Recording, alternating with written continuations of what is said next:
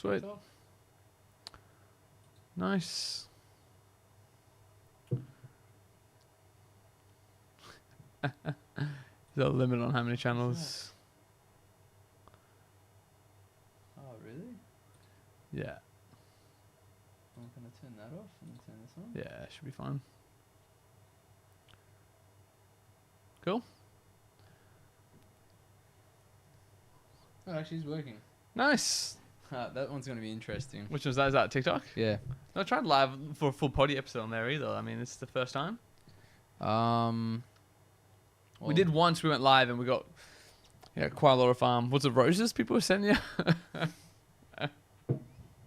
That time. So streaming to kick. That time we got our flowers. Cool.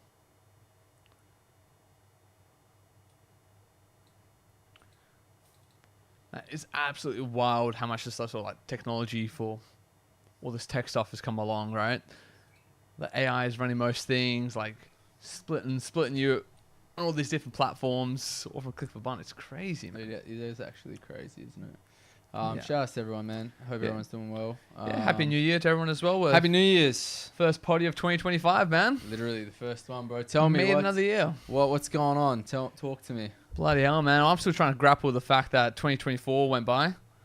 Absolute blink of an eye, man. I don't know if these years are getting faster or I'm getting more zoned out of what's going on, but Jesus Christ, right? That went by in a blink of an eye. Yep. Do you know that COVID was half a decade ago? Yeah, that's hard to fathom. Like, it was that long ago. Yeah. It felt like it was only just last year. Honestly, what happened? It was such a sinkhole of everyone's lives. I mean, there's this really interesting chart I saw the other day as well that was how people meet. So, like, it shows, like, at work, at the bar, at the cafe type thing, or online. And you see this jump in 2019 that is just, like, brutal. And you look at it and you go, oh, why that happen? Oh, yeah, that's right. We're all locked inside for, like, 2 damn years.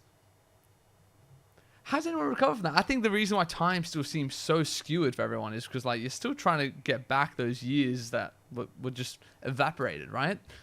I think so. 2 years of your life essentially stuck inside, being told what you're not allowed, what you're not allowed to do. It's crazy to think that was even a reality. And a lot of people, there was these talks back when they were saying, oh, if I was in Germany at the time, I would have spoke up and said something. And that was the perfect example of how they wouldn't have said shit. Yeah. Like, everyone just sort of fell in line, did what they were told. It was like, fucking hell, man. You just needed the slightest bit of propaganda to let you be a little bitch, and then you did. That was it. That's all you needed. Just the tiniest little bit. Yep. But yeah, but it's crazy. I'm really upset as well that, like, I lost my, what should have been my peak physical years of playing football. I had, like, 2 of those years taken away. My knees only had 2 more years left in them, Louis. What am I supposed to do now? You're just looking at it wrong. You just need to look at it as if you gave you 2 years worth of rest for the knees, and you're better than ever now, right? Yeah, tell that to my knees. They ain't feeling it. Yeah, no, so yeah, 2025, man. I mean, we've got, I think, a pretty good year to look forward to. I listened to another thing today as well that, all the DEI programs, this was on Sunrise News. They're talking about how, like, Walmart, Boeing, all these different institutions are dropping their DEI requirements. So, I mean, I think we're in for a good year. We're in for a good year where it doesn't matter what skin color you are, what gender you are, what sexuality you are, for you to get a job. That's pretty good. We've gone back to the 1980s. It's good. We took a 45-year break from equal rights, and now we're back. Yeah, it seemed like everyone sort of got fed up with the way that things were, and it was just inevitable that it was going to come full circle. Like, you pushed it so hard that people just don't want to hear it anymore. They're like, give it a rest, man. Like, we're so exhausted of hearing this shit and it being pushed down our throats. Just critical race theory or, gender dynamics, all that sort of shit. It's like, what bothers me a little bit still is that it's like a pendulum, right? It swings one way, it swings the other. We are still overall moving towards the left as a species. That's almost undeniable. Even most people on the right are still way less right than their grandparents were. Like, it's not even close. And people on the left are way more left than the hippiest of the hippie. Right, the most dirty, barefoot, pro-freedom hippie in the 1960s is like your average run-of-the-mill liberal right now. It's gone that much to the left, So yeah, we are in like that countercultural pullback. But God, what's going to happen in 5 years, man? That next push to the left is just going to be, off the cliff for sure. At some point, we just won't be able to come back because, you know, the left isn't about having kids or the next generation or any of those things. Like, they're pretty anti that. Conservatives are the ones who have families. Yeah, I'm okay with that though. If you don't want to have kids, go for it, man. Like you're just sort of like doing nature's work on your own, right? Like You're seriously, doing Darwin's work on your own. literally. Yeah. Like if you don't want to have kids, good. Like that's fine. If you don't want to have kids, like most of the people from that side that have these rhetorics and the way that they think about it, man, I would hate to see them raise a kid anyway. Jesus, So right? That kid will be the most guilty feeling motherfucker in this world. I know we weren't supposed to swear, but that's one I'm going to add in right there. Right at the start, we'll you cut get that you one get out. you get one We'll every get one. show. Yeah. One every show. And I used mine on that. Yeah. Jesus, we've got so much crazier stuff to talk about I here. know. There is actually a lot of stuff to Yeah. talk about this week. There is actually so much that's happening. I don't even think, because we're trying to put clips out and put the potties out. I haven't put last week's potty out, but there's so much to do, so much to clip. If there is any video editors out there that wants to do some work, please hit us up. We need Yeah. you, dude. Paid work as well. I mean, we're not talking about just getting you do it for free here. You Yeah, might be we're- like a super fan or something like that. Yeah, we'll absolutely pay Yeah. you to do the work. There is so much. I Yeah. showed Darko today how much editing I actually have to Jesus. do behind the scenes. It is insane, man. It's a lot. I thought the AI was doing everything. It wasn't. You were the AI. AI is so primitive. It's Louis coming in here. It's a lot of it is the AI giving me guidance to a clip, and then me doing all of the editing itself, which I don't mind. It's just I don't have enough time to work full-time job, do this, roast coffee, all the other stuff. all It's the ju- million things you do all the time, right? It's a lot, man. It's too much Yeah. to try and fit in, unless I'm on top of everything. So it partially could be that I'm just being a pussy and I need to just step it up, you know? That could be it too. I need to just see I how love I that go. when either of us have this sort of realization, we always revert back to, am I just being a little bitch as well? Like, it's good. You need to ask You yourself have to that as ask. well. You have to. You got to ask Yeah. yourself, because sometimes it's easy to say, well, this is why I can't do it Yeah. and this is why I can't get stuff done. And your brain defends itself, man. It defends itself with what seem like really legitimate reasons for why it can't do certain things. You know, but I think, you know, as Goggins would say, who's going to carry the boats? Who's going to cut the clips? Yep. Who's going to cut the clips? You got to fucking stay hard, brother. Stay hard. But yeah, I think it would be a great time to just jump into our, what was it, shoes on the ground that we run into first, here? We are doing shoes on the ground. So this segment is either Darko and I dive into a local Perth or WA topic. Yeah. So Darko, would you I've like to got start an today? absolutely hilarious one that cracked me up. I just want to, if you push that mouse, I'll get right into this Yeah, one. go for it. This is hilarious. This just happened, I think it was a couple of days ago. So I saw it on Channel 7. So 2 men were charged with importing heroin I saw into this. into Perth. Right, they were arrested by the border force upon their arrival to Perth airport on Sunday. So one of the guys started complaining that his stomach hurt, and they got really suspicious. And then they proceeded to literally have to, the word used in the report is excrete. So they had to sit there whilst in custody and one by one poop out these tiny little bags of heroin. And each of them had like 30 odd inside them. One guy started throwing his up, and the police were just like waiting for these guys to finish as he's like sitting on the toilet, bag after bag after bag of heroin. It's actually crazy. And now they're facing 25 years in prison each. Why would they not just wait it out until they got through customs? I don't even know. It started, I think one of the bags may have ruptured or something happened. It was actually going for, he wanted to go to the hospital basically because he was concerned that the bag ruptured and he was about to die, I think was what was happening. But he was actually fine. It was just the fact that he shoved so many of them up his ass. What an idiot. What a loser. Yeah, so apparently it would have been $260,000 worth of heroin is what they tried to bring in, these 2 guys. Both in like the early 30s, man. I don't know. I think that's just absolutely hilarious to me, right? It is funny, and to be fair, that amount of money just for like swallowing some bags and trying They to didn't. get Oh, into a bro, they country. didn't swallow shit, right? They That went up one way. So they Yeah, he so they had to shat it. put He up- shat the bags out, bro. You can't put it in your right, I stomach. see. You digest it. Your stomach acid will dissolve the bags. No, these guys, one after the other, like inserted these pellets of heroin up their ass. I think the other guy may have swallowed his because he threw his up. But the one guy who complained about his stomach had to go through one by one and shit each of the bags out. That's And crazy. Do you know the worst thing is? There's a photo I saw on the news story where you can see the bags and how like they look. They didn't get washed them off or anything like that. It looks disgusting, bro. Wait, click the shift. Click shift on that. I just want to show you this. Let me see this. I'm not gonna put it on the screen though. Probably didn't put it on the screen because it was pretty gross, but. Oh my goodness, bro. Looks like a fucking raspberry bullet. It looks like a raspberry bullet. This thing is still like, that's 2-3 centimeters in size. And he had 30 of them, man. Man, I feel like he's being a pussy. He should have just gone straight through customs. Seriously. How much was it? 250 grand? 250 grand. Man, just fucking suck it up, bro. And they would have got through as well. It was literally because he was complaining about a stomachache. That's the whole reason why they got suspicious of them. He wanted to go to the hospital. They had a doctor come out. I think the doctor was probably like, what the hell is going on inside your stomach, man? He should have just said he was hungry. Yeah. Dude, he had that much worth of like pellets of heroin up him. No, you missed the joke because they're from Hungary. That's good as well. That's good as well. I like that. I like that. If you have a zinger button, you play that. Yeah, but like, how far could they have really have been from getting away with this? Like, I think they've already landed as well. So they've already got onboarded wherever they were coming from and didn't get found out. So they were so close. So they were just mentally weak. Mentally weak, right? That's exactly it. Yeah, like, of course you're going to have a sore stomach, dude. Just fucking walk through the doors. You'll be sweet. Jesus Christ. He should have been fine. He should have just, like, made his way there, gone to the toilet, and just let loose. But just the image in my head of, like, the police just waiting patiently while you just hear, like, a plonk, plonk in the toilet bowl as this guy goes through 30 of these things is absolutely hilarious. I was thinking, like, you know the guys, these drug mules, how much do you think they actually get paid? I did see a documentary once where it was quite brutal from third world countries. So they get nothing. They just get free passage into the country basically. Oh, so they just want to move to Australia. Yeah. So, someone pays for their tickets, pays for their visa, sorts all that out, and they bring the stuff with them. So I've seen that. But these guys, as far as I'm aware, this is quite recent still. I think they were just trying to do it themselves. I think all the money would have been their take. Man, they would have been so close as well. Like literally, bro, just see it out. Just see it out. Yeah. Look, some people say 9 to 5 is a pain in the ass. I think drug smuggling might be one as well. is that a That's play on words? That's a play on words as well. There you go.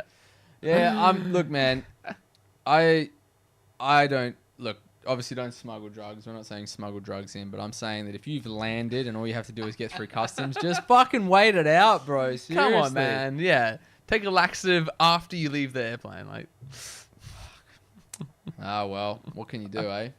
So I thought that was just an absolutely hilarious news story. So I know there's like deeper implications, trouble and all the rest of that, but that's just absolutely hilarious. To me. I actually did see that one, and I was going to use it, and I was like, this is kind of like low level sort of stupid. Not for shit, me, it ain't. No, Darko loves it. He loves that shit. Nah. Well, we live in Perth, man. We have, honestly, to people listening internationally and who aren't in WA, it's so quiet here, man. We have nothing. This was literally the news story of the year already, and it was on the 1st of Jan. So yeah, there's not a great deal happening. The only other thing that was noteworthy is I saw that there was some sort of chemical leak, or someone dropped chemicals somewhere in Como or something like that. Do you know what chemical? They didn't disclose it, but they said they had to shut down the area and told everyone to shut their doors and windows. So whatever it was must have been hella toxic. DFS went out there, and they were all in hazmat suits and stuff like that. It could have been that treatment that they apply to timber. It's called CCA. They usually transport that in barrels. So chromium, copper, and arsenic. But that's pretty very toxic. The fumes from that can be quite bad as well. So it could have been. They didn't say, and they didn't specify what it actually was. This is my wheelhouse, brother. This is my. I figured that would be something that you would have picked up on, so I left it. But who knows? I don't know. There's strange stuff like that happens all the time. But yeah, shout out to everyone tuning in. By the way, I hope everyone's doing well. The one that I was actually going to talk about is if you just passed me the mouse there, Darko. Yeah, no worries. So this one, look, man, I was trying to find. I didn't think there was a great deal happening this week. There wasn't a whole bunch of interesting news stories, but we did have like the Aurora Australis or Australis. So it's essentially like the Aurora Borealis that's happening in Australia. They call it the Southern Lights, not the Northern Lights. And essentially, just like it's essentially the Aurora Borealis in Australia. So everyone's been talking about it all this week. Yeah, what is that? Is that always been a thing? Because I know someone, apparently they've been trying to ionize the atmosphere and all the rest of this stuff. I do have those conspiracy theory hat on that they've been messing around with that in the southern hemisphere. Yeah, so they can manipulate weather and hurricanes through sending energy particles out of the atmosphere, and then that's why we've been getting it in places that never get to see the borealis. Well, that's the thing. I tried to look into it a little bit. So this was happening in Mandurah and sort of surrounding suburb and stuff like that.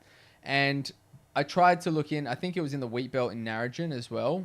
You could see it. It was literally visible to the naked eye. So you could go outside and literally see the southern lights in the air.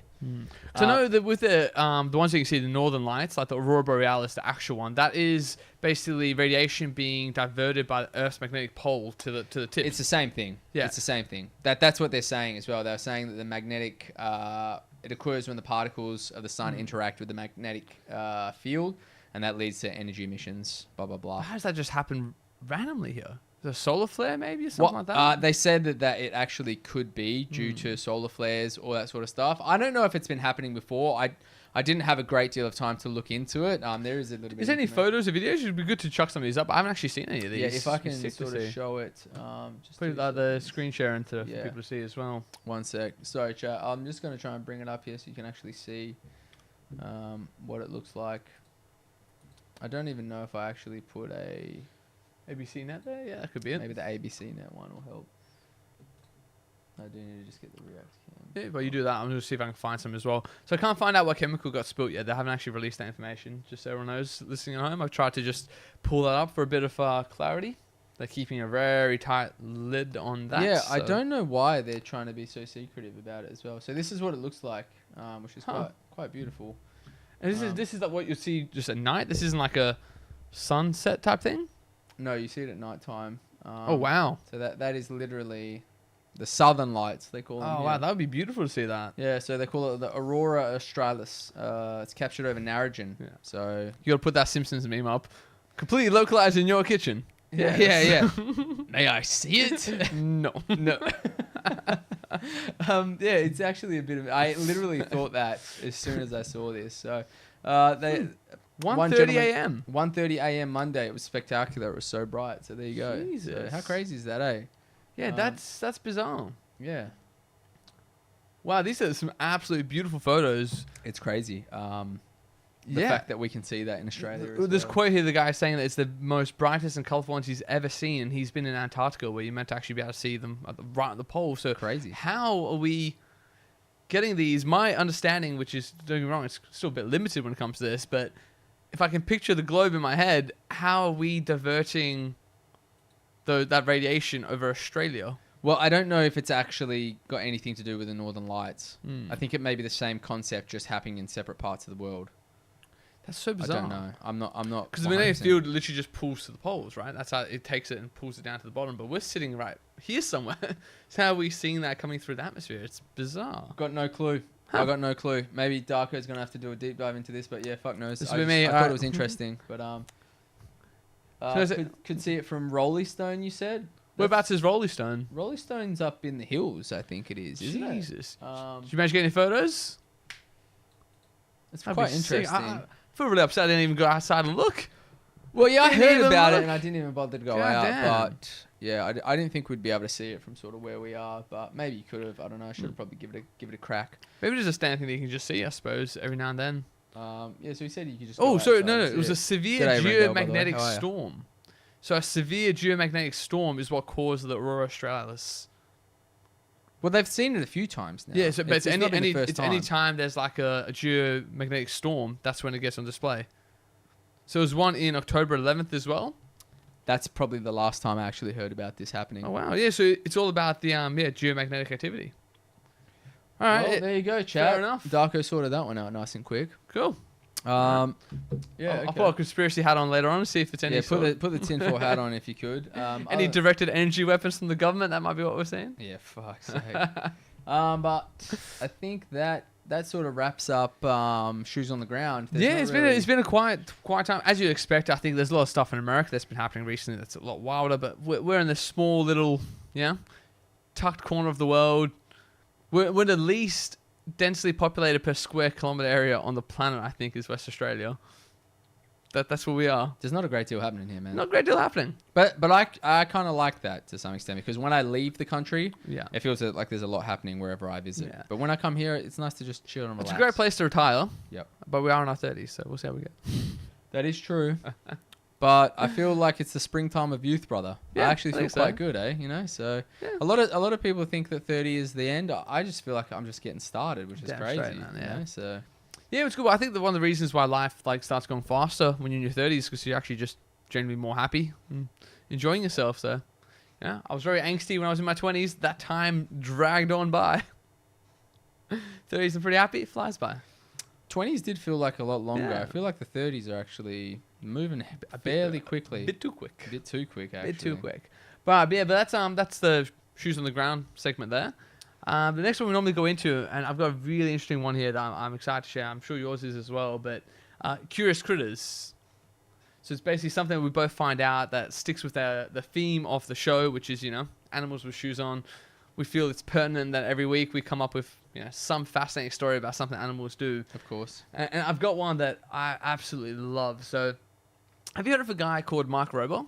Never heard of him. He's a YouTuber. He used to work as a civil engineer, as an engineer for NASA. He worked on the Mars rover that went on Mars.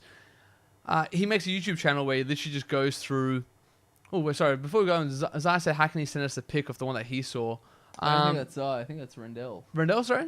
It's very hard to see that now. Yeah. Oh, sorry, Rendell. How can you send a pic through? Can you put it into chat? You could. I don't think you can post it in chat, but you could send it to me. Even on X, we can put it on as well. Do you have an X account, Rendell? If you go to X, you can probably send it to us on X, or if you send it to me in a DM, I will put it up. Happy New Year's, brother. How are you, mate? Good to see you, Naf. Long time no see, brother. What's been happening? Yeah, if you send it to me through a DM, I can probably just email it to myself. I actually probably need to sort that out, have a way to actually get it up on screen. But before I stop you there, carry on. Sorry, you were talking about... No, that's okay. So it's all about Mark Rober, that engineer. So he has a YouTube channel where he goes through and does these sort of really fascinating experiments. And that's what I'm going to get a lot of my animals with shoes on stuff from, because he does it mostly on animals.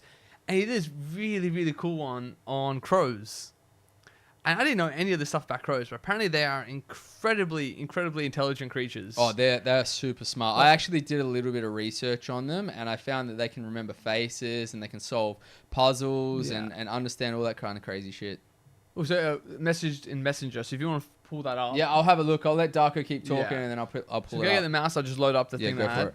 Easy. All right, so... Yeah, the video that I was talking about, the Mark Rober one, he basically puts together this...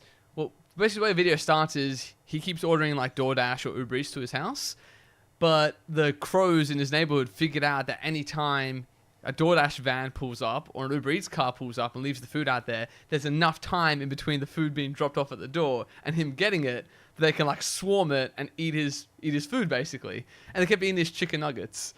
So him being an engineer, he thinks to himself, how can I stop them doing it? But everything he tries to do, they outsmart him and still keep eating his food or destroying his drinks. Yeah. And then he started noticing something really strange, that they started being vindictive and spiteful.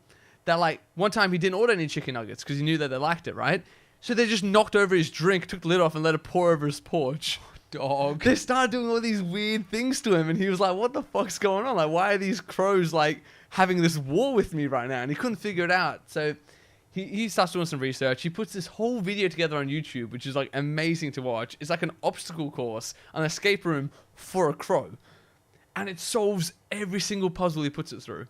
And they're quite advanced puzzles as well. They're like, it has to balance a scale and it figures out how to do that. It has to try and get like a stone out of a glass and it figures out that if it like puts weight in it, the water level will rise and it can take the stone out of the glass. Wow. All these things, figures all of them out. But the best one is facial recognition. So I actually found on here like a proper scientific study that was done that proved. So what these guys did in this study is that they wore like I think it was like some sort of gorilla mask on their face. They associated a mask on their face, like a happy one and a sad one. And they did like, slightly mean things to crows or good things to crows based on the mask. And generations after, the crows still hated the person with the bad mask on. Like, even if nothing bad ever happened to that crow, its parents taught it that that was the bad mask. Bad one. So there's generational grudges that the crows will hold. They have a way to communicate that, and we have no idea how they do that. But generational grudges, we've proven statistically, scientifically that they can do it. It's crazy. How man. insane is that? That is insane. So the same thing works positively. There's people who have like a crow that they once fed, and it starts randomly bringing them dollar bills. Like randomly brings them cash. And there was some guy in America who found out it was like flying in and stealing from cash tills, bringing the cash to him, and he would give it food, and it kept doing it. Dude, that's so funny. Do you know what's so funny about this? Is that my mate A.W.S O, I think you've met A.W.S O before. So he messaged me the other day. He's like, hey, you got any idea how to stop a crow? And I was like, what do you mean stop a crow? He's like, every time I order my Coles deliveries, they come down and steal my fucking mints. So the crow was going down waiting for the delivery guy, and it would take the mints and just fly off with it. And like his neighbor was like, hey man, like, I don't know if you've seen this, but there was a crow sitting on your next door fence with a whole packet of mints, like a 500 gram packet of mints. I actually have to ask you about that. I don't know what the outcome was. Did he resolve it? I don't know what the outcome was. It probably figured out the timing of his deliveries and everything and scheduled it in. Yeah, he said it kept happening. Is that the comment there as well about relative density? Yeah, so that in that YouTube video, it knows what weight certain things have, and it shows that it can like assess and problem solve as it's happening. It's wild. But as I said, there's a positive thing as well, right? Oh, this is a great one. Problem solving. If they have a nut that their beak can't crack, they've learned to just drop it onto a road, wait for a car to drive over it, and then go back down and eat the nut. So they use the car to break the shell of the nut. It's very smart. That's incredibly intelligent. Tools as well. So they're one of only 4 other species that we've seen that can craft tools and use them. So humans, orangutans, and chimpanzees. And crows, man. They're the 4th one. How did that slip by me? How did that slip by everyone? That they're that intelligent. They're one of 4 species that we've observed crafting and using tools. Yeah, it's interesting that we haven't like utilized crows for more, because if you can befriend them and get them to do things for you, it'd be interesting to know like what the full extent of the capabilities that you could get them to do is. Yeah. It's absolutely crazy. I want to find the one. It's one. I'm sure it's in America as well. But basically, it was stealing cash from somewhere and going into either it was a McDonald's or a Burger King in America and paying for food. And the people that worked there figured out what the crow was doing, because it would come like holding a $1 note and it would give it food, and it just kept doing it. Crazy. It was buying its own food. I need to find that. There's a documentary somewhere about that as well. A YouTube video about that crow. They would pay for things. But sometimes they'll steal jewelry and shit like that as well, because it knows that humans like shiny things. So it starts bringing you like bottle caps or like rings if it finds them. Like, well, you would assume that it witnessed someone give it cash and then be like, well, if I get that thing, if I give that to them, they give me food back. Yeah, it figures that out. Someone said I'm raving about crows. That's bloody hilarious. Play the puns. We don't have a pun sound. We don't have a pun sound, but I'll give you I'll give you an air horn. We'll make one. You get the air horn. So someone's also said that magpies are very smart as well. They recognize faces. I have heard that too. Yeah. If you cross a magpie, it and its descendants will swoop you for the rest of your life. You try to go through that area. You can be blacklisted from a club by a magpie. And so last year was what's the owl statue thing there? Was this sorry? Owl statue or plastic snake will scare them, but a dead crow hung up. Was that? Can you scroll up quickly? But a dead crow hung up will stop them. Yeah, that's a bit dark as well, because that, like, for the next bit I'm going to say here as well, that they also hold funerals for their dead. Do they really? Which can last up to for days. They can be quiet, they can be loud, but you can see a solemn expression of like grief and sorrow for passing of a crow that was in their group. So if you hang a dead crow to stop them coming in your house, yeah, that'll work, but they'll also think you're a bloody psychopath. Like, these crows are like, that guy, don't go around his place. Absolute lunatic. There's like dead crows on this fucking front lawn. I need to figure out what A.W.S O did, because I haven't heard anything about it since, but I was pissing myself when he said that, because he was like, I'm going to fix this crow out. I'm going to fix this crow up. And I was like, bro, they remember your face, man. Like, don't do anything too heinous. Someone on the chat said that there was one magpie that only swooped him for some reason. You must have done something, man. You must have done something to him. Or you must have looked like someone who did something to him as well. You just had that face. What was the bottom part? What does that say? So I had a mate that permanently had a white patch of hair behind his ear after a magpie swooped into him. And just someone took out a thing of his head. That's crazy. That'd be crazy. Are we able to make the chat slightly bigger if I do this? I was going to actually just swap it to the other side. Yes, if you can do that. Give me that. Yeah, carry on chatting, man. Yeah, so it's absolutely crazy. They have one of the largest brain to body size ratios of all living birds, and most zoologists actually call them feathered apes. Really? That's how we consider them in terms of intelligence. That's a great way to put it. I can read that quite That way clearly we now. can both see it now. Yeah, I'll bring it back down a bit. It's easier if it's compacted just a slight bit to the Oh, right. like this way. Otherwise, yeah, perfect. Cool. Yeah, how crazy is that, man? Very, very crazy. And I recommend anyone who's in chat and wants to watch this video, like, just find it's Mark Rober Crows. If you just search that, just watch them go through this obstacle course. It blew my mind. It was so fascinating. And even use it. One of the tests that he gives it has to solve a puzzle, and a fake dollar note drifts from the sky. It has to figure out, it has to pick the dollar up and put it inside a chest to proceed to the next puzzle, and it works it out. Wow. It realizes that the That's dollar is currency, crazy. it needs to pay with it. Insane, man. It was so cool. It is pretty cool that there's probably so much more like intelligence from crows that is just untapped yet because we haven't sort of trained them to do crazier stuff. Yeah, Very it's interesting. insane. Well, I know we used to use carrier pigeons for messages and stuff like that, so a great sense of direction. But we have, when it comes to crows, I don't think we don't give them respect they deserve, man. No. So Naf said, "Did I see the one with the scales?" If it's from the same video, that is incredibly fascinating. It does do it as well. It balances the scales out, which is really, really clever. That is crazy. My boy Zong, long time no see, brother. What's happening? My bong has been on the stove waiting for you to go live when I am alive. Yeah, dude. It actually has been ages, bro. I haven't seen you in a long time. I'm glad you're doing well, man. And thank you for tuning in. Hope you're enjoying the content. I hope you had a Merry Christmas and Happy New Year. Yeah, nice to meet you as well, man. I don't think I've seen you on the chat before. Yeah, I think you probably been in when Zong's been in, but yeah, it's been a while, man. Hopefully the bong is the bong is bubbling, brother. Damn, dude, you slimmed down. This is on pre-fit Louis. Oh, I know. Yeah, you probably haven't seen me for a long time, brother. But yeah, the fat Louis days are over. Yeah. Have been for a while now, actually. So man, it's probably been a long time since you've seen me. But yeah, good. Yeah, to so have you back, man. I thought that's my segment on the crows. I thought incredibly fascinating. I still love what we talked about on the previous episode about using the AI to be able to communicate with some other species. This is another one as well, because they communicate through gesture. Like whatever the micro gesture that they do, it has to be so advanced that they can pass on generational grudges. Like wherever they're doing these weird movements of their body is saying, see that guy's face? He's a piece of shit. Like it has to be that advanced, and we don't know exactly how they do it. That's actually deep lore as to why Naf is a sprinter as well, because he got fucking swooped by some dog-eyed crow.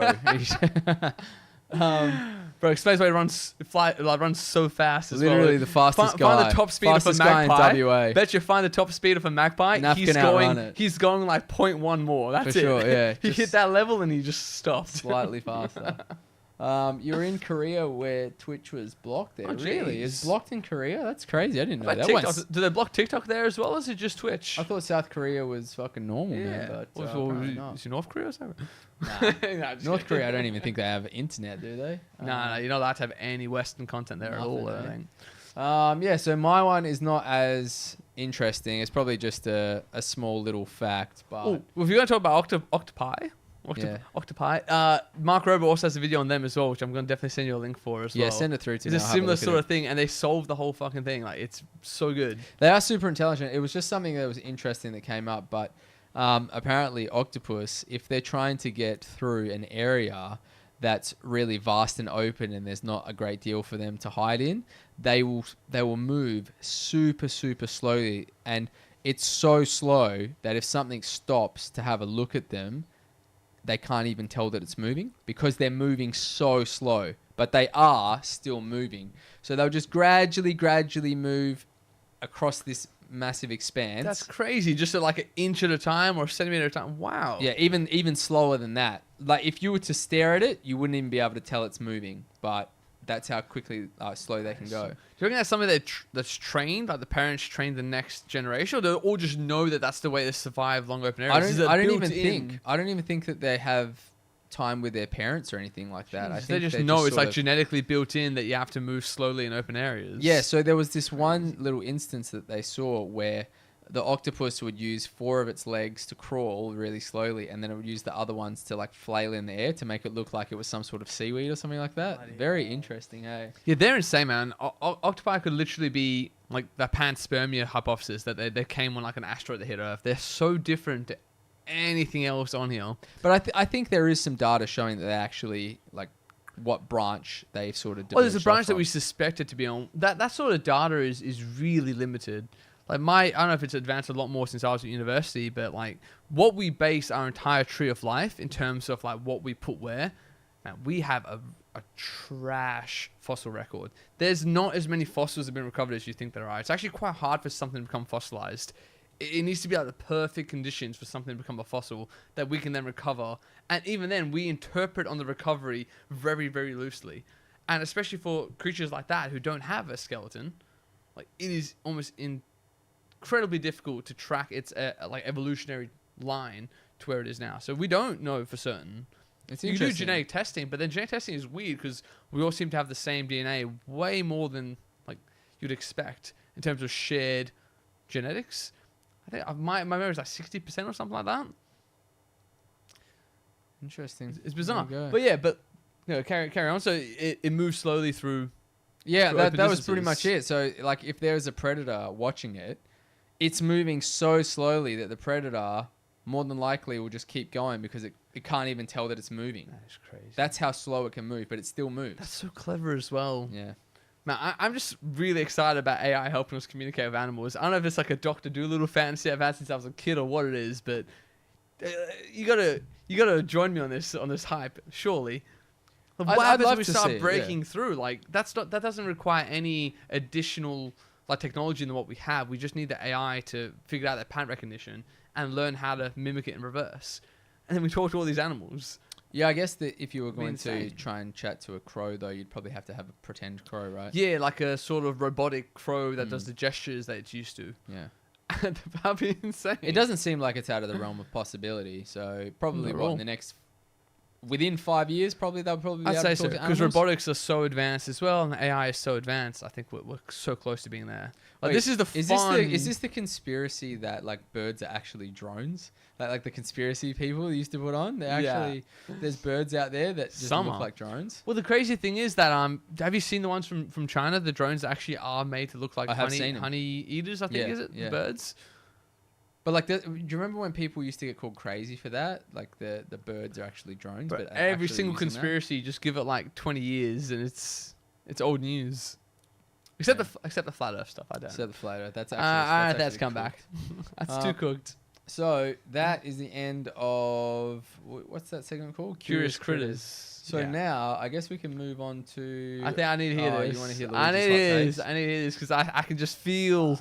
I can was feel there's seething. energy coming here. I was seething earlier hit me, today, brother, bro. hit So me. listen, there's a lot of information to unpack here, so I'm gonna have to read some of it off of this. But my hot take is that speed cameras are literally just revenue raising. I don't think that they're saving lives at all, and I think that you should not be able to find me for me not having my seatbelt on. And here's a little thought experiment for you, right? A guy on a motorbike pulls you over and he says to you, "Why don't you have your seatbelt on?" And he's driving the bloody motorbike. He has no fucking seatbelt Yeah. himself and he's allowed to. I'm sitting in a car and I'll get a $550 fine. For what? Yeah. If I don't want to wear a seatbelt in my own car, why do I get a fine for that? Yeah. I understand they save lives and I'm completely for wearing seatbelts. I'm just saying you shouldn't be able to fine me for that. Also, you gotta remember, like, fining is the first step. If you keep doing it, they will then ban you from driving. If you keep attempting to drive, you can keep doing the exact same action with no increase in risk severity. So you can still drive safely, follow all the rules, and just not wear a seatbelt. And if you keep doing that, they put you in prison. Like, it's not just a fine, bro. Like, the level of control is like, if you do not comply, they ruin your life. If that doesn't stop them still, they put you in prison. It's a form of conditioning, right? They're conditioning you to behave. The newest thing that they've got is these cameras that are like top down and they can see into your car and they can see if you're on your mobile phone.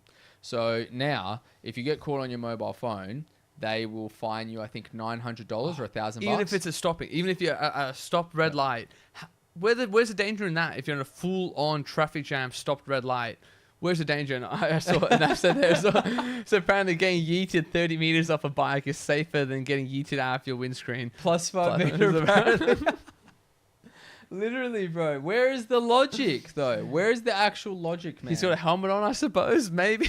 Like, seriously, you pulled me over. You don't have a seatbelt. Yeah. You fined me $550. You know, I've got done by that once. Yeah. I got done $550. Joke. Jesus. Joke. Yeah, but these camera ones, like, I do want to preface that I do think, like, I'd agree with you 9/10 of the way there.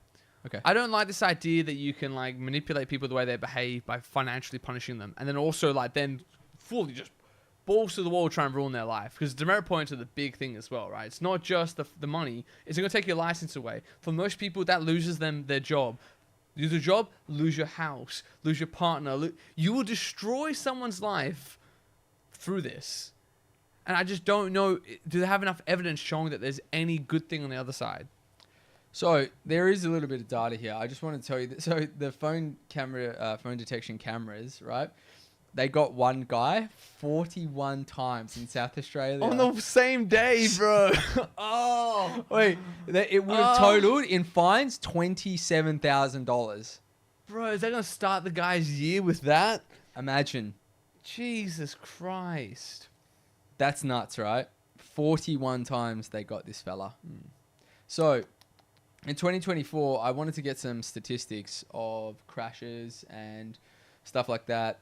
In 2024, Australia experienced a total of 1,318 road crash fatalities, marking a 6.1 increase from the previous year. So it has gone up.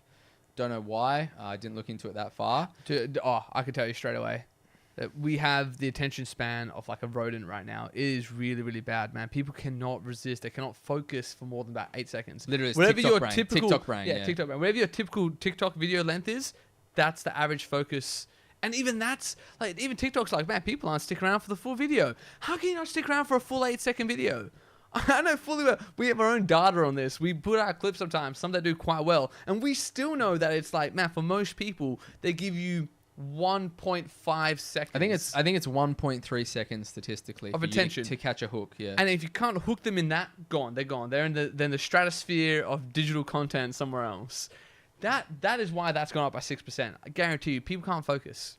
It is crazy, and there is some merit to saying, okay, we want to stop people being on their phones while they're driving. I don't have a problem with that.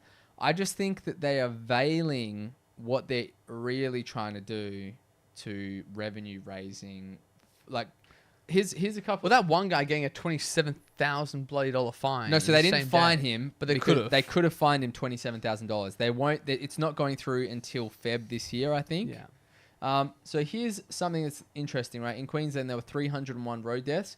And that's the highest since 2009, with preventable behaviours like speeding, drink or drug driving, fatigue and distraction, and not wearing seatbelts, accounting to 95% of these fatalities. Really snuck in that not wearing seatbelt bit there, didn't they? They did, yes. I'd like to see a little bit deeper into these statistics, but in New South Wales, the road toll remained at 340 deaths, same as last matching year? the year before. Specific data in Perth, WA, we don't have anything real detailed, but I tried to look up to see what they were saying was attributed to mobile phone, because I'd like to see what the actual translation to mobile phone to death is. Yeah, well, honestly, so there's a number there I can see. It says in South Australia it was 21 in 2020, 21 deaths in 2024. But I had that experience of myself. It's a personal anecdotal experience, but it's still quite valid, I feel. It's about maybe, I'd say 3 years ago now. I was on my way to work through traffic. It's about 70 k's an hour on the road. Traffic in front of me starts stalling because someone's trying to turn left and I have to wait. So everyone starts slowing down to a stop. I can see in my rearview mirror, like literally in the mirror, I can see quite clearly this lady is still flying towards me. I look and she's doing this. She has her hand up like this. She's talking into her phone. All of it is perfectly visible to me in the car. I look, she's not slowing down. There's nowhere to go in front of me. I'll hit the other guy. I even try to move a little bit forward to just try and like give her a bit more time. She didn't even touch the brake until she was already, she already hit my car. She just didn't. Even though she was looking. She was looking. There was nothing. Reality wasn't being processed by her frontal cortex. It was just the phone and just a conversation. I think it is that bad. I think it's that bad, but I don't think it's going to fix shit. It might fix something, but it's literally that bad. Like these people who go on their phone while they're actively driving, it's so problematic, man. It's so problematic because even if they think they're still looking, you just don't have that much brain bandwidth. Like you don't have it. Whatever you think you have, you don't. So that happened to me, and my car got completely totaled, and it was a massive mistake. No one actually got hurt. If this was 100 k's an hour, there could have been fatalities there. Luckily, she was only gone maybe 50, 55. Still totaled my car. I hit the car in front of me. Whole day was scuffed. Whole month was scuffed. I had to get like a replacement car, all the rest of that stuff. But like, it was the phone. I told you, she got out and told me that her brakes weren't working. But I never saw her register. Like I saw it until she hit me, man. It was so crazy to watch. Yeah, she was 100% lying. Yeah. But, and look, I don't think people should be on their phone while they're driving. Yeah. I actually am for that.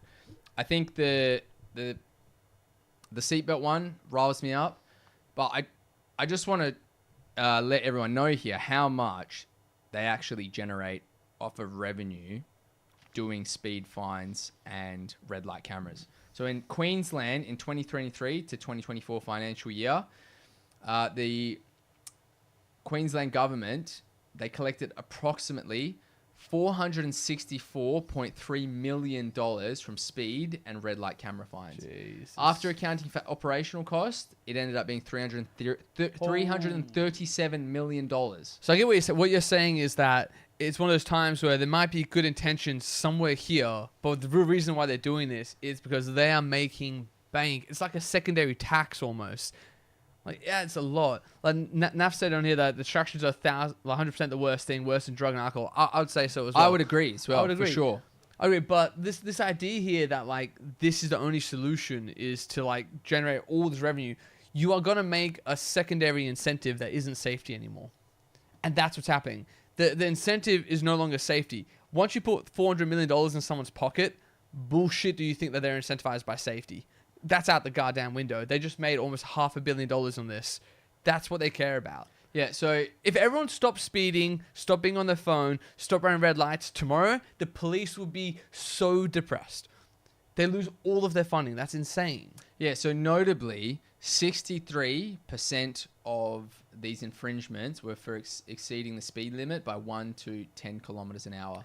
And that annoys me a lot. Nothing, man. That annoys me as well because the actual statistics that they will rely upon for the 1 to 10 kilometers being like, oh, if you're going 5Ks over and you have a crash, all those sort of things, you can't actually average that out for confounding variables. So the skill of the driver, the reaction time of the driver, all of that stuff will mean a lot more than going 2Ks, 3Ks, 4Ks over the limit. For sure. There's a level there where you can't statistically prove that going slower will give you enough reaction time because reaction time is so different from person to person. Yeah. So that's one way. If over half of that was from just that speed limit, well, if you're trying to overtake someone, I would actually prefer for them to reduce the infringements for 1 to 10 kilometers an hour and actually increase it for mobile phone usage. Yeah. That would actually make more sense to me. Or double it for 11 to 20 because at that speed, then you're reckless driving. Yeah, true. Triple it for 30 to 40 then. If they're really serious about just stopping the safety thing, do it that way. 1 to 10, you cannot tell me that going 1 to 10 over is actually statistically increasing safety risk. That's bullcrap. Because sometimes you have to overtake. And being able to overtake someone to get to the lane that you need to get to is actually better. It's better for the safety of the road rather than having someone who's desperate to change lanes because they're about to miss their turn and then they do something stupid. Yeah. You can't tell me that giving someone the capacity to overtake is going to make it more dangerous on the road.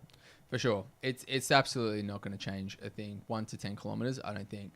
And so that was just Queensland. In Victoria, 2021 to 2022, they road safety cameras amounted to $404 million in revenue. To be fair to them, it was directed to Better Roads, Victoria Trust account, which funds road restoration, surface replacement, and other safety initiatives. I don't know the full extent of it. As a charity as well, where administrators take most of that money before it actually gets to... Most likely. We can't say it for sure. I just wanted to note that because I don't want to say that this money is just going to whatever it is, but that was something that came up.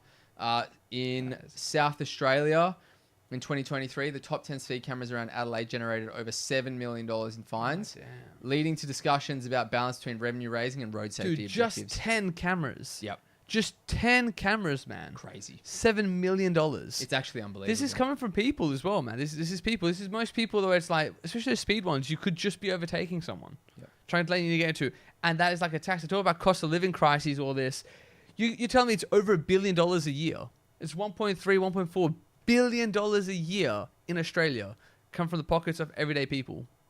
And if you consider the amount of fatalities across Australia, that fucking ratio is crazy. Yeah. It's a crazy ratio. Yeah. It's the same one as well because the I think NAFTA says, well, if you put some invasive shit on the phones where it knows your speed and disables all data sent and received except maps or something, that's a solution. But then you got the government overreach that comes involved with that as well. So, well, I mean, if you're the passenger, think about it, right? If you actually use Google Maps and Google Maps detects you're over a certain speed limit, then it could just be like, you can't do this, you can't do that. Well, NAFTA's saying that every phone should know if you're about to get in the car or not. Like a way to solve it would have every phone know you're about to get in the car and then not let you do messages or phone calls or anything else. Disable all the features except for maps. I'm saying like the only way that could work is if they could have complete knowledge of where you are, what you're doing, when you're about to go somewhere, and then we're in a full surveillance state, which is what they've always wanted. Well, enough saying not even government terms of use of the car for the manufacturer. That's intriguing. But yeah. Well, Tesla already has a similar thing already, which is basically that the self-driving thing. They had to introduce this to have the supervised FSD, which was basically it knew if you weren't looking forward onto the road, and it will beep at you if you tried to look away, go on your phone while it was driving itself, because they wanted to make sure you were ready to take over in case the computer did something wrong. Yeah. So they're able to register eye contact first. If you didn't have eye contact or two hands, it will alarm you, and it will you could do that.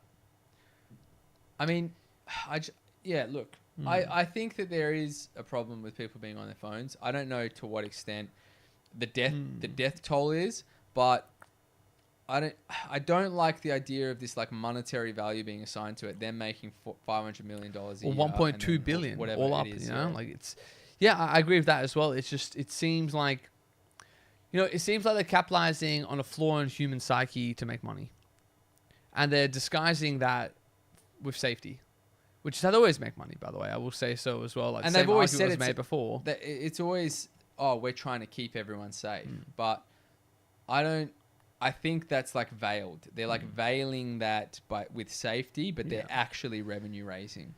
So, a question I have for you: in Perth, are we getting these things installed as well? I've heard talk that they are coming. We are. When's our trial period starting, and when's it actually active? And how does it work? Like, where they set these things up? Can we show people just an image of one that's set up, just so they know what to look out for? Yeah, I think I can actually bring one up. It's a PSA for you guys. Public service announcement. Just give me 2 secs, chat, and I'll see if I can just bring these up. I don't know if any of these actually have a picture in there. Because I've seen some weird cameras popping up now everywhere. I was driving with my partner the other day, and she pointed one out because I was checking my phone just to change the song, change podcast, something like that. And she was like, "Oh, that might be one of those cameras there." Yeah, might be. Yeah, it looks like a. Yes, NAFTA says motion overpasses, bridges, and signs on the freeway. That's where I thought I was seeing it as well, where there's lots of traffic jams. They're intentionally putting it in places that have lots of traffic jams. Just maybe even just Google search and images, mobile phone camera Perth, and it'll pop one up that they've installed. Yeah, 2 secs.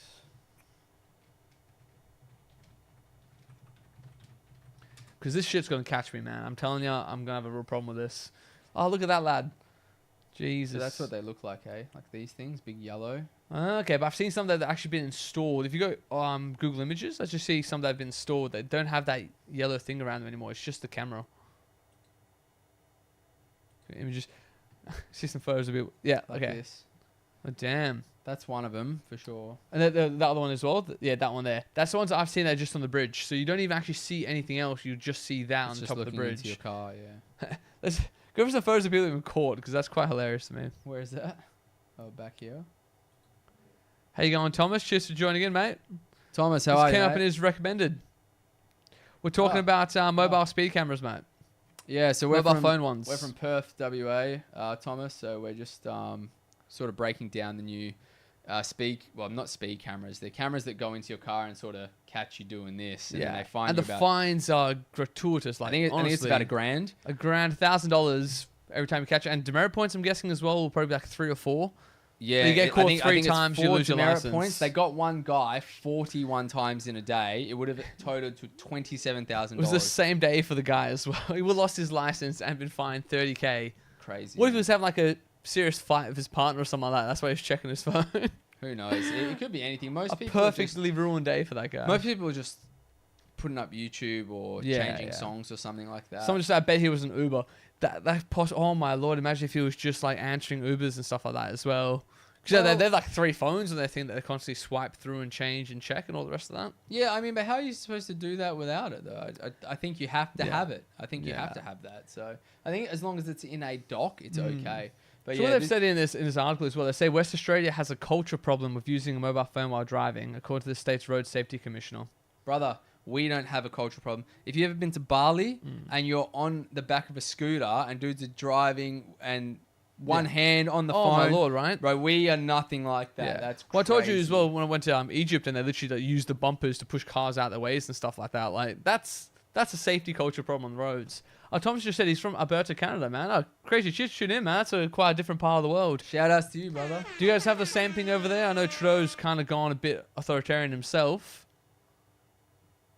Go on, Naf. Add your hot take as well, mate. Let's see a bit. Give us Naf's hot take. Yeah, Yeah, to be honest, if this could work to stop people and adjust their behavior, like I get that front of it, but I'm just so worried that we're incentivizing the state to find more ways to financially punish us so they can generate revenue. Like 100%. there is that there. It's happening. You can't deny to me that's happening. 1.4 billion dollars a year is an insane amount of money for a population of 25 million residents. That is insanity, man. But That's so lucrative. here's the other side, though. You could say, well, just don't speed then. Yeah. Don't use use your just don't phone, speed. Don't use do your this, phone. don't do that.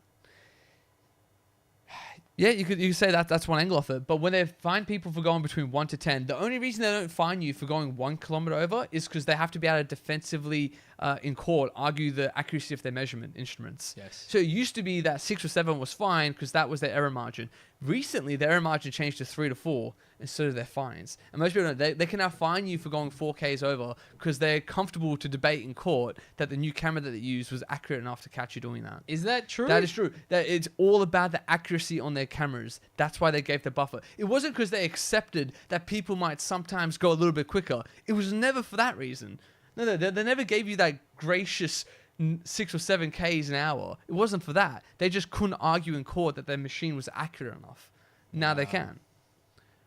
So that if you get caught by one of those new cameras, they can fine you for whatever the hell they want. It's called a speed limit, not a speed target. If you exceed the limit, they can fine you. That's crazy. Because the fine says less than 9 Ks is the lowest fine. It doesn't say 3 to 9. It doesn't say 4 to 9. It just says less than 9. So it can start fining you if you've gone 1K over. That is the tiniest twitch on an accelerating pedal as you're overtaking someone. There's no way that they would do that. If they did that, it'd be absolutely diabolical, surely. I don't think even they would. I think they would. If they can argue it in court, they'll start doing it. I don't know, man. Like in America when I was there, I went and hung out with my boy Nucci. I was like, dude, don't you have speed cameras here? Because he was like, oh yeah, you can go faster than this. And he was like, no, we don't have speed cameras. I think there was a vote for it, and we voted against it, so they just don't have them. Why don't we get to vote on this then? That's probably the best point to this as well. That's complete aside to everything else we're discussing. Like, this was never voted on. In WA in particular, can I just remind everyone, where we are in WA, we never voted our leader in. The leader we did vote in had an affair, allegedly, resigned, and this guy just stepped in. He never won an election. The vaccine What right- commander. What right does he have to push this through? Yeah. What right does he have? He didn't win a mandate on election. He could have ran on this. To be fair, Julia Gillard did the same thing though. She backstabbed Kevin Rudd and became. I agree the same. She should have no right to govern. You don't earn your right to govern by your intra-party freaking politics. You earn the right to govern by having a mandate in an election. That's a democratic country. That's how we operate. Thomas has said that they don't have this system. So even in Canada, they don't have this. They were freezing the bank accounts of truckers during COVID, but even they don't think that this is a good system. It'd actually be interesting as damn. well, Thomas, just to get your thoughts on what you think of Justin Trudeau. We hear a lot of stuff from the outside that Canada is in a shambles at the moment. Yeah, and they're everyone about to vote him dislikes out. He's about to lose power. The other guy's getting in. I can't remember his name, but I quite like the other guy as well. Polier, I think is his Yeah, I his think name. so. Nafso said that he's noticed how fucked and distracted drivers are in other countries. He spent a few weeks in Thailand. These guys are fully distracted. No traffic control. Yeah, he's right. There's not as many crashes. They have superior cognition and awareness. Yeah, the phone is for work, not brain rot. Look, I mean, he's dead on right about that. We have a people problem. We're just dog shit drivers. Our roads are way wider as well, which is the craziest thing. You go somewhere, these places in Europe, man, the roads are so narrow. They're barely one car. Sometimes they're not even one car. You have to be watching to know when you need to pull aside, let the guy come through. Literally, I was in Europe not too long ago, and I was driving there. Man, it is nerve-wracking. It is so narrow in that spot, and I was like, when I came back here, I was like, we have so much space on the road, and people drive like their cars are like 3 cars wide. Mm. So Thompson said, even the biggest liberals he's ever met have stopped supporting Trudeau. Never liked him, but even those who did don't anymore. That's brilliant. What have you heard about the conspiracy that he's Castro's son?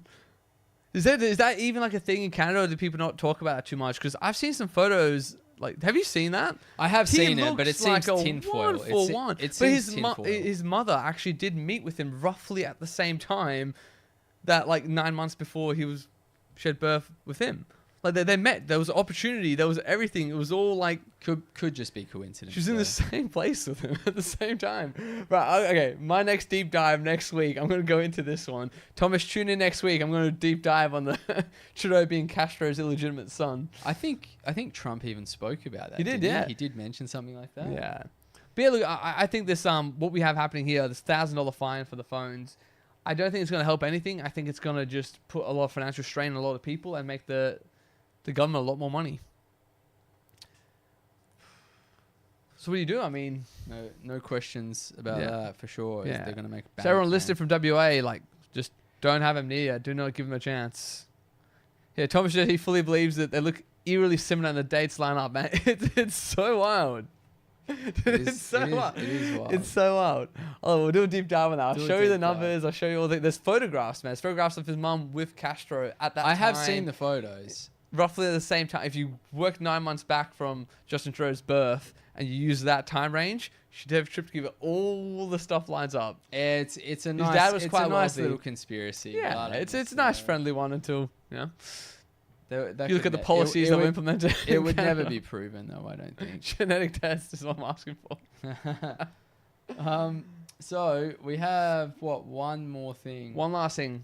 that I was going to talk to you about. It's been here for a few weeks. So this segment is called Off the Beaten Path. So in this Oh, well, segment, we basically just went into the Trudeau stuff as well. Like, well, yeah, it is similar, but this one is that'll be me next week. We go on. this one probably, it's off the beaten path. It's an explore an obscure historical fact, myth, or legend, but this one is actually specific to Perth. Okay. I was looking through some things, and I don't know if anyone's ever heard of it. It's called Sharikyo. So essentially, it was this. I don't know what to call them. They're like a Japanese doomsday cult, and essentially in, I think it was 1990. This is when they first came about, and they essentially went to a place in the remote Western Australia called Bunjawan. And they were out there and they were doing experiments for potential nuclear weapons and making sarin gas as well, which they were testing on sheep out there, which essentially makes you start, I think, bleeding from the eyes and like throwing up, and it kills you.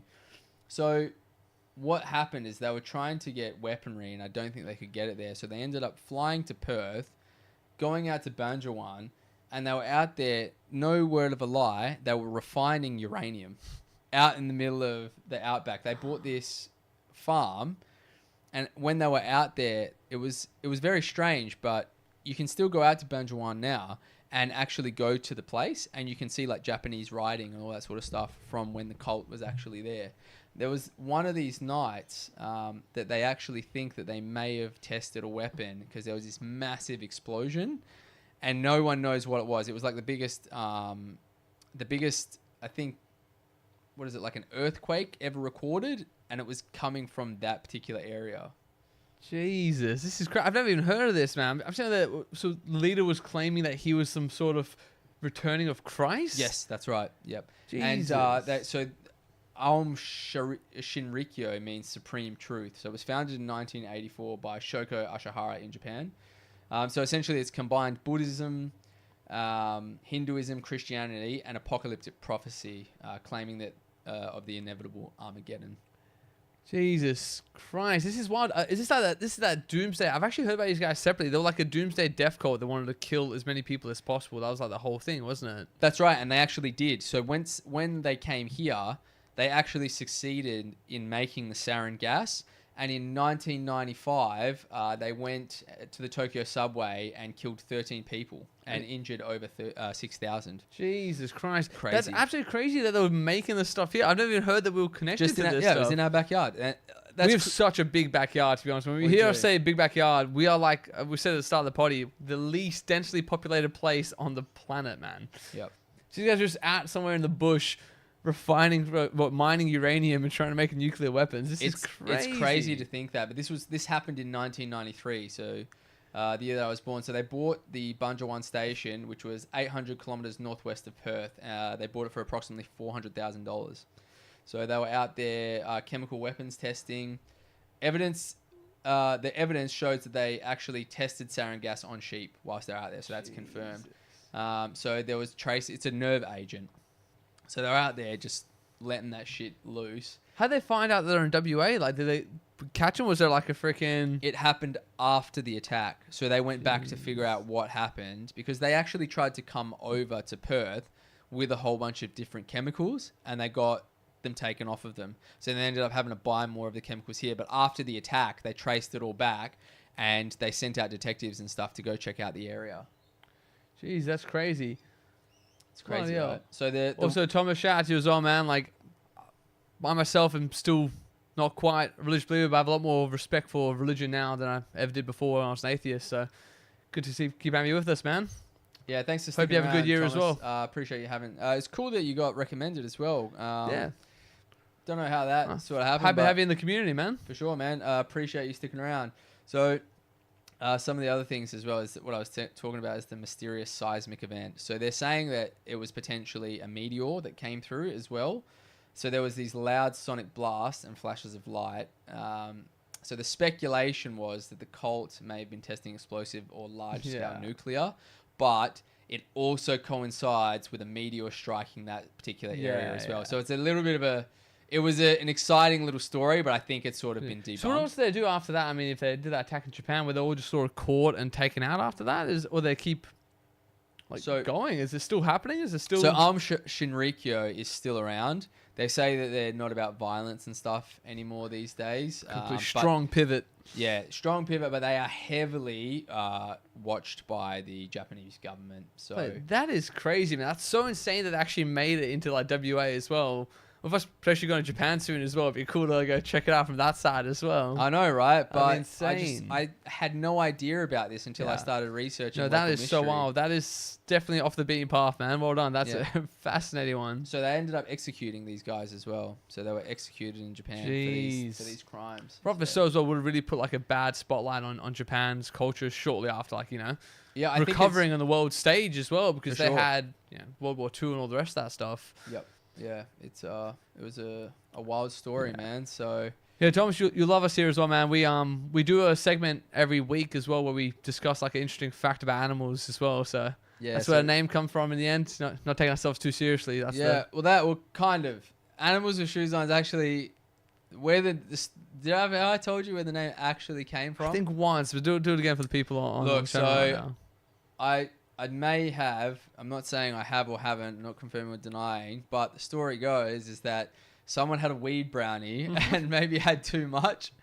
And when they were in a state of disarray, they came to the conclusion that we're just animals with shoes on. And you're like, I like that. I like this. I like that. It's stuck in my head. So that is where the story the name came from. Yeah. But fast forward a few years and one neon sign and here we are, Here great. it is. But the whole premise behind Animals with Shoes On is that we are animals. We think that we're above everything else, or that we're some sort of like, I don't know. We are a different kind of being. We are above stuff, but we also blend into nature to some extent. Which is why I love that segment when we go in and find out just how clever and smart these other animals are and how they have their own like communication networks, all the rest of these things. That's right. It's almost humbling, right? Yeah. Yeah. So that's an amazing story that you found there for the Off the Beaten Path. That is one of the most interesting things I've heard, and in WA as well. Yeah, and the fact that they were actually refining uranium there. I couldn't even believe it. They had these massive holes and stuff. I'll have to send you the documentary on it that I actually looked into, because I just ended up reading about it. And then there was full documentaries done on it. I was like, I can't when we even cut believe some this. clips out, you should add images of like what the ranch looked like as part of the segment as well. That'd be really So fascinating. yeah, I will put those in there. You know, I was thinking it'd be really cool to drive out to Bunjawan and actually see where this all do went like down. a live episode where we actually go out and do a field trip. It would actually That'd be be good. really interesting, right? We Because a start lot doing of that. people in Perth probably don't know about this. I've but- never heard of it either. Yeah. Everyone in chat, has everyone who's in WA actually heard of this as well? Like this is that we had a doomsday death cult refining uranium on WA soil and What? making sarin gas, and actually Killing people succeeded with it, and went yeah. and killed people in Japan. One of Japan's worst terrorist attacks ever. 6,000 injured is like, that's not a small amount whatsoever. No. That's insane. That's So a big number. They went at peak hour time on the Japanese subway in Tokyo and waited for the doors to shut and then let it off. Jesus, It's crazy, Christ. right? Yeah. So Absolutely I insane. thought that was an interesting one for you, man. So Yeah, I think that's everything. Is there anything else you want to talk about before we go? No, that's about. I've got a few other ones, but I want to bring them up on next week's rather than try and get them to now. So Yeah, that's cool. It was a bit of a quiet week this week, actually, as well. There wasn't a great deal of wasn't stuff too much happening. In the States, there's a lot as well, but we're There trying is, to. yeah. Oh no, there was one last one I would like to touch on really, Go on really then, quickly. go on then. It sort of drives from, we're having that H1B visa debate, because I know it's off the rage right now in the United States. So I was trying to work out myself, like, being pro that or against that, and I came to a really interesting finding. Oh, here, take that, yeah. All right, have you heard of the 3-generation curse? No. So it's something the name that they've given it, but basically it refers to the fact that any wealth generated by a person tends to never go beyond the 3rd generation. Oh, no, I have heard of yeah, this. 3-generation I have heard of it. problem, Yeah, 3-generation for sure. curse, right? So the numbers are actually quite stark. I think it's about 90% of family wealth is squandered within 3 generations. 90% of the time, when someone gets really wealthy, that money will only last 3 generations. Same goes for family businesses. 85, 87% of family businesses go under within 3 generations. And the psychological explanation for this is that basically the first person who comes in starts with nothing, has to work really hard, gets a good work ethic in there. The next generation that comes in gets to see that work ethic be successful. So they have a profound respect for the ethic that they get to observe. But then the 3rd generation comes along, it doesn't visually observe the work ethic itself. It doesn't respect it. It doesn't understand why it worked in the first place. And that's why it falls apart. And then when you take that, and I tried to find some data about migrant work ethic in Western countries compared to native-born citizens. Can't find anything, man. Whatever data there is about that, and you cannot tell me there's no data about that. It's kept under such a tight lock and key for some reason that you cannot find that. In the States, in Australia, anywhere, I cannot find a comparison. For example, how many days off a year do native-born workers take compared to migrant? No, cannot find that. Bureau of Statistics will not release that information, so I can't prove to you. But based on this 3rd generation problem, I can almost guarantee you, I'll bet a lot of money on this, that migrant workers who come to a Western nation for a job to work are outworking the hell out of every native-born citizen. Like, by far. It ain't even close. Especially, they call it the migrant hustle. Like, that's just, you cannot ignore that as a fact that that's what happens. So when you want to, like, these H1B conversations they're talking about, like, not having any foreign workers come in, only give the jobs to native citizens, I think Western nations, citizens, have the same problem. We are that 3rd generation. We are the 3rd generation that doesn't respect the work ethic anymore. We don't know what built everything around us. This amazing nation that we're in. We don't see it anymore. It's so long gone that we are like that 3rd generation that's only here to squander the wealth. Makes sense, man. I mean, it's not that unbelievable for me to think that 3 generations down, people will squander the money, because for you to become that wealthy, you have to have drive and the want to escape something bad. So if you are born into something that's really good, you have no drive to keep it. You all you do is spend. What are you escaping, right? There's nothing to escape. You're sort of cursed with wealth. If you're born into wealth, it's almost a curse unless you're taught the value of wealth. That's a great way to put it as well. Your survivor instinct is gone. There's no challenge for you. You're not trying to like escape anything. Exactly. There's no drive. And it's interesting because that's generally pushed upon you by your parents that want you to have what they didn't have. But it's actually the worst thing possible. What you didn't have is what inspired you to become what you were. And then when you have your kids, you want to give them what you didn't have. But like that longing, that desire for that was what drove you. Yes. And you almost rob your kids of that by giving them those things. Yeah, you think you're giving them like a step to start from, but you're taking away the motivation. That's a very fascinating way to look at it as well. For sure. And I think that if you have kids, you need to teach them the value of things, and you need to make sure that they earn everything that they get. Because if you don't understand the value of money, then you're just doomed for failure. Yeah. Thomas has said here as well that he thinks it's opposite lately because we're the first generation who has nothing, has to work. I think you're right. I think it was the golden era was the 80s and 90s. That sort of boomer generation that, you know, but also we still don't compare. Like, our desperate people are nowhere near the same as the desperate people that come from a third world country. Like, you just don't have it. Like, you still have this like shield of comfort around you by being a Western citizen. And it's a blessing and a curse. Right? Some say you spawned on easy mode. That's kind of where it is, right? If you play the game live, you have to pick your spawn point. There'd be a difficulty gradient. Western countries, easiest. You know, third world country, hardest spawn point. You had a pretty good spawn point, so you don't know how to like work through proper need, necessity, desperation. You just don't have it. That's it. You get the Jill Valentine start as opposed to Chris Redfield. Exactly. No, dead on. That's the way I look at it. Naf asked where the place was with the gas as well. What was it? What you say it was 800 kilometers northeast of WA? Perth. Yeah, so it's called Bunjawan Station. If you look up Bunjawan Station, it'll show you where it is. 10-hour drive or so, I'd say. About that, I believe. Yeah, good times and create weak men. There's that bit there as well. For sure. But like, we have this like global economy now where if you're a company that wants to hire someone to do a job, like you could hire from the Western nation and you'd get most likely like a good worker still, but a level of entitlement, a level of like, you know, lack of drive. You got to understand those things are all there compared to someone that they bring in who just sees it as an opportunity of a lifetime to escape poverty. You got to get that's happening as well. And do you want your whole economy being run by people who are entitled, or do you want your economy being also still run by people who will give it everything they have? Like, how do you balance that? Well, that's you interesting. Need a balance, right? You do need balance, but what's interesting about what you said there is that yes, they're more than likely. I actually probably absolutely think that they're probably working harder to some extent, depending, but in particular fields, but then you have this mass immigration, and look at where our housing prices are. You can't get a rental. So there is those factors involved in it as well. And then because of that happening, people that genuinely do work hard in the West that were born here feel like they're putting all this time in, they're working harder than they ever have, and they can't even afford a house anymore. Yeah, no, you're right. There's an argument that it's like a race to the bottom as well if you allow this to happen, because then rather than competing with other Western citizens for a job with good terms, good conditions, good pay, you're now having to compete against the entire globe for the same job. So you've been like out-competed by pure sheer of numbers, right? Rather than being 25 million Australians competing with you, you now have 8 billion global citizens competing with you for the same job. So you will just lose out just based on pure probability. Absolutely. So there's a bit of that too. I think the solution is probably to grow all your workforce organically, internally. But if you try starting to do that now, you're going to suffer on the global stage for a generation or two.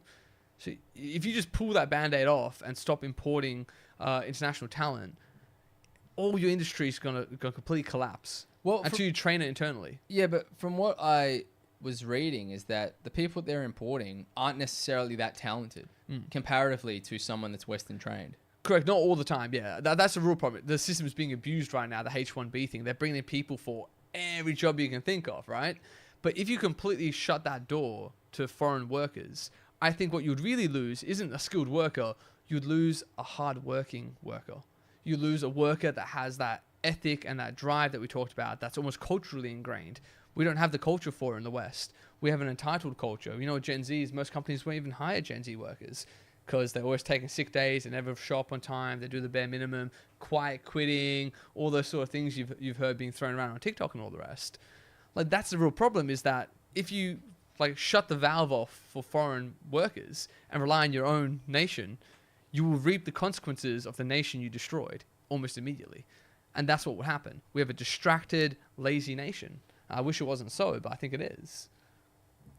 So it's like, what do? Do you just keep this sort of train moving to stop the collapse, or do you let the collapse happen and start the rebuild? I don't know what the answer is. What's the quote from Red Hot Chili Peppers? Destruction leads to growth. No. Destruction leads to a very rough road, but it also breeds creation. Yeah. That's what he says, right? Yeah, that's a beautiful, beautiful line, man. Yeah. Don't know, man. All right, I think that's a good place to leave it there as well. Leave it at that, huh? Yeah, but that's as far as we want to wade into that, because there's a very, very nasty debate happening in the States Tough, right now about yeah. that. You get a lot of xenophobia, a lot of racism, and a lot of like nationalism getting fueled into that conversation as well, which is like, it's so toxic. It is Don't even want to toxic. touch Look, near it. one thing I'll say is that I'm pro-immigration, because if it wasn't for immigration, my parents wouldn't have come, your parents would have come. But there's a certain limit that needs to be put in place. Look, Thomas, I'll say that's a very good point there as well. I think about that a lot of the time as well, that one of the worst things that happens to a country when it falls into a state of war or depravity is all the people who didn't want that leave. They leave as migrants. Like the people who didn't want the war flee as soon as the war happens. But that sort of temperament, that sort of mindset, that sort of person is no longer in that nation. The people that stay are the ones who love the fight. And you get a more violent, and that's how you cascade downwards as a nation, how you stay in like turmoil for so long, because all the good, rational, conscientious people leave. What Tom's saying, if you have that sort of drive and work ethic, you should probably stay in your own country and improve it there. That's how you lift the whole globe up. But why would you though? If your country is literally in war, like say places like Afghanistan, man, that's crazy over there. You gotta get out, yeah. Well, as I say, my parents did the same thing as well, but that's just the harsh reality of what happens when those sort of situations occur, is that all the people who are like the opposite side of the scale that usually keep the other side in check, they all leave. And that scale just tips that way. For sure, I absolutely think that's happening. But then if you let too many people into, say, like England, look at the state of England right now, man. Disaster. Yeah. Absolute disaster over there. The United States the same as well, like crime, all those. Yeah, it's probably import third world countries start having third world problems. I mean, that's the quote, and yeah, that does happen as well. It's a hard one, man. It's not going to be solved by me or you here, but like I think that third generation problem is a good thing that we can't forget about either, because that also explains how migrant work ethic compares to native born work ethic. And are we ready to completely shut that off and survive on our own? I don't know if we are.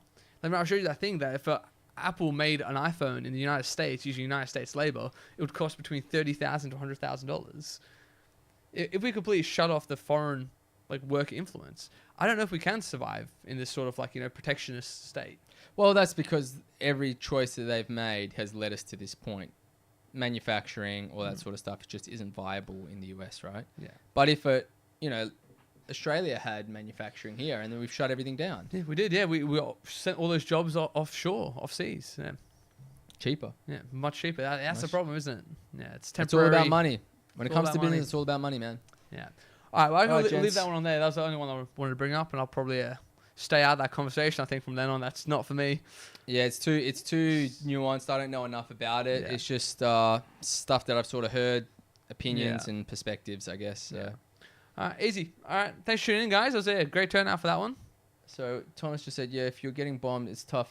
It's a tough ask. I certainly don't have any resentment for people who do leave. I very well might too. Absolutely, man. I think that's probably the take to have as well. It's like, you have your theories on what might be better for their nation, our nation, all the rest of stuff, but you can't fault someone who's just trying to get a better life for their family. I can never blame the individual who does that, because what would you do? You got to do what's best for you at the time, man. Yeah. So, yeah.